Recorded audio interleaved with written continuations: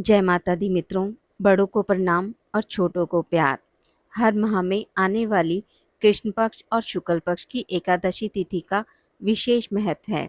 यह दिन विष्णु जी की पूजा अर्चना के लिए समर्पित माना जाता है। मान्यता है कि इससे पुण्य फलों की प्राप्ति होती है। कार्तिक माह के कृष्ण पक्ष की एकादशी तिथि को रमा एकादशी का व्रत रखा जाता है। रमा एकादशी व्रत की कथा। धर्मराज युधिष्ठिर कहने लगे कि हे भगवान, कार्तिक कृष्ण एकादशी का क्या नाम है, इसकी विधि क्या है, इसके करने से क्या फल मिलता है, सो आप विस्तार पूर्वक बताइए। भगवान श्री कृष्ण बोले कि कार्तिक कृष्ण पक्ष की एकादशी का नाम रमा है। यह बड़े बड़े पापों का नाश करने वाली है। इसका महात्म्य मैं तुमसे कहता हूँ, ध्यानपूर्वक सुनो। हे राजन, प्राचीन काल में मुचुकुंद नाम का एक राजा था। उसकी इंद्र के साथ मित्रता थी और साथ ही यम, कुबेर, वरुण और विभीषण भी उसके मित्र थे। यह राजा बड़ा धर्मात्मा, विष्णु भक्त और न्याय के साथ राज करता था। उस राजा की एक कन्या थी जिसका नाम चंद्रभागा था। उस कन्या का विवाह चंद्रसेन के पुत्र शोभन के साथ हुआ था। एक समय वह शोभन ससुराल आया। उन्हीं दिनों जल्द ही पुण्यदायिनी एकादशी रमा आने वाली थी। जब व्रत का दिन समीप आ गया तो चंद्रभागा के मन में अत्यंत सोच उत्पन्न हुआ कि मेरे पति अत्यंत दुर्बल हैं और मेरे पिता की आज्ञा अति कठोर है। दशमी को राजा ने ढोल बजवाकर सारे राज्य में यह घोषणा करवा दी कि एकादशी को भोजन नहीं करना चाहिए। ढोल की घोषणा सुनते ही शोभन को अत्यंत चिंता हुई और अपनी पत्नी से कहा कि हे प्रिय, अब क्या करना चाहिए? मैं किसी प्रकार भी भूख सहन नहीं कर सकूंगा। ऐसा उपाय बतलाओ कि जिससे मेरे प्राण बच सकें, अन्यथा मेरे प्राण अवश्य चले जाएंगे। चंद्रभागा कहने लगी कि हे स्वामी, मेरे पिता के राज में एकादशी के दिन कोई भी भोजन नहीं करता। हाथी, घोड़ा, ऊंट, बिल्ली, गो आदि भी तृण, अन्न, जल आदि ग्रहण नहीं कर सकते। फिर मनुष्य का तो कहना ही क्या है। यदि आप भोजन करना चाहते हैं तो किसी दूसरे स्थान पर चले जाइए, क्योंकि यदि आप यहीं रहना चाहते हैं तो आपको अवश्य व्रत करना पड़ेगा। ऐसा सुनकर शोभन कहने लगा कि हे प्रिय, मैं अवश्य व्रत करूंगा। जो भाग्य में होगा वह देखा जाएगा।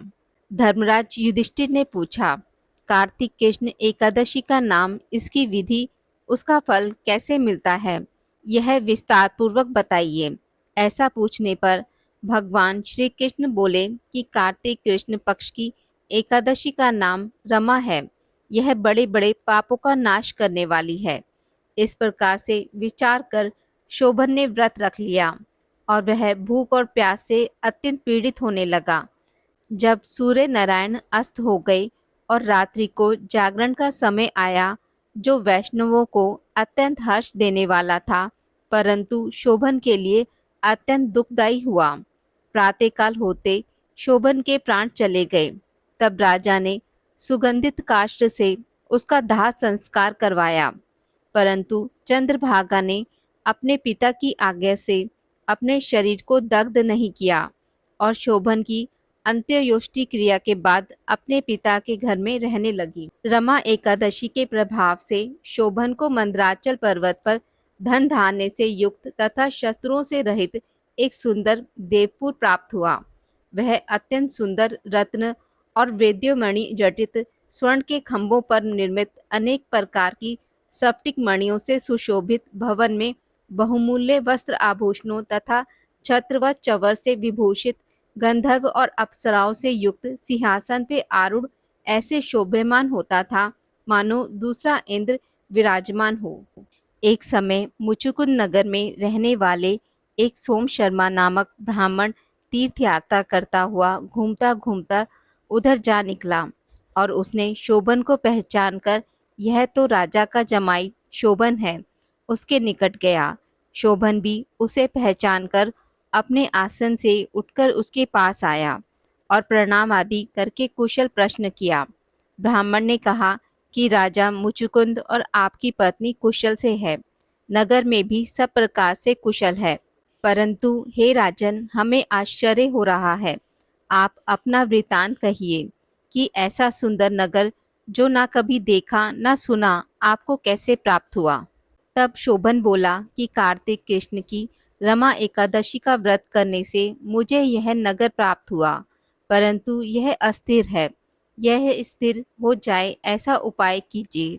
ब्राह्मण कहने लगा कि हे राजन, यह स्थिर क्यों नहीं है और कैसे स्थिर हो सकता है, आप बताइए, फिर मैं अवश्य में वह उपाय करूँगा।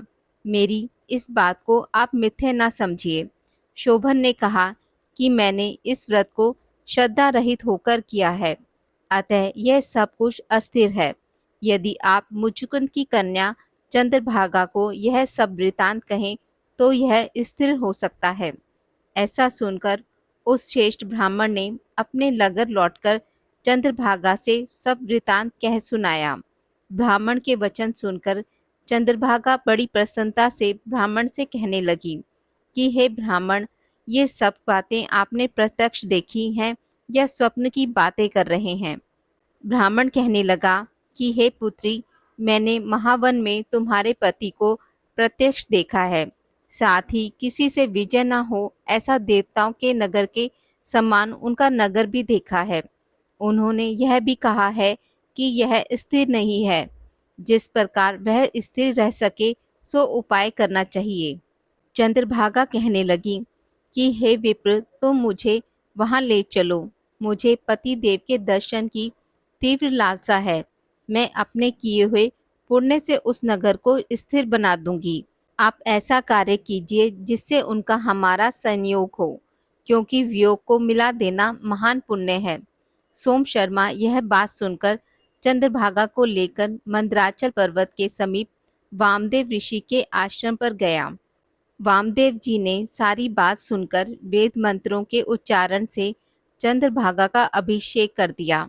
तब ऋषि के मंत्र के प्रभाव और एकादशी व्रत से चंद्रभागा का शरीर दिव्य हो गया और वह दिव्य गति को प्राप्त हुई। इसके बाद बड़ी प्रसन्नता के साथ अपने पति के निकट गई। अपनी प्रिय पत्नी को आता देखकर शोभन अति प्रसन्न हुआ और उसे बुलाकर अपनी बाईं तरफ बिठा लिया। चंद्रभागा कहने लगी कि हे प्राणनाथ, आप मेरे पुण्य को ग्रहण कीजिए। अपने पिता के घर जब मैं 8 वर्ष की थी, तब से विधि पूर्वक एकादशी व्रत को श्रद्धा पूर्वक करती आ रही हूँ।